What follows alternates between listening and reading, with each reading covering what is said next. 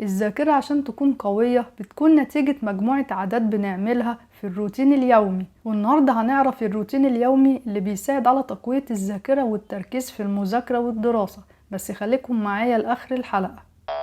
نصحى بدري ونبدأ اليوم بعد صلاة الفجر عشان بيكون نسبة التركيز عالية وبيساعد على استيعاب المعلومات في المذاكرة أسرع.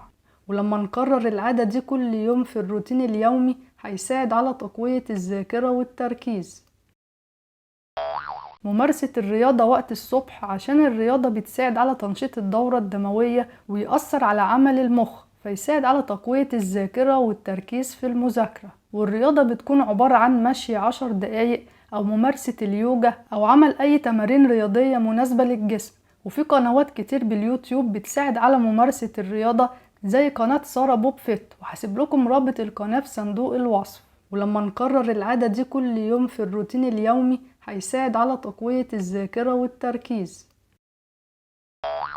الاهتمام بوجبة الفطار الصبح عشان بيساعد على زيادة النشاط في الجسم وتقوية المناعة والذاكرة والتركيز. ولما نكرر العادة دي كل يوم في الروتين اليومي هيساعد على تقوية الذاكرة والتركيز.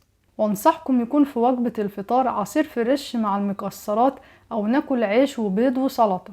وانصحكم بتقليل استهلاك السكريات في وجبة الفطار عشان بيأثر على المخ والذاكرة. عمل ليست بالحاجات المهمة المطلوب نذاكرها وتكون مترقمة ومترتبة من الأهم في المهم، فيساعد على توفير وقت التنفيذ، وده ليه دور كبير في زيادة التركيز على الإنجاز في المذاكرة. ولما نكرر العادة دي كل يوم في الروتين اليومي هيساعد على تقوية الذاكرة والتركيز.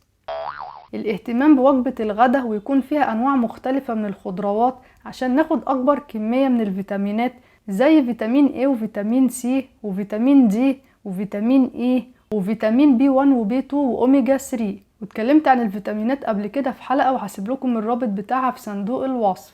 وانصحكم بالاهتمام بطبق السلطة عشان تحسين عمل المخ، فيساعد على تقوية الذاكرة والتركيز في المذاكرة. ولما نكرر العادة دي كل يوم في الروتين اليومي هيساعد على تقوية الذاكرة والتركيز.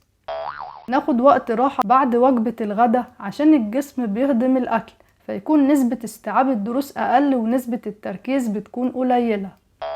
تحديد وقت المذاكرة ويكون فيه الأدوات المطلوبة جاهزة زي الآلة الحاسبة والمثلث، وده عشان نساعد في توفير الوقت والجهد للمذاكرة، فيساعد على تقوية الذاكرة والتركيز في المذاكرة.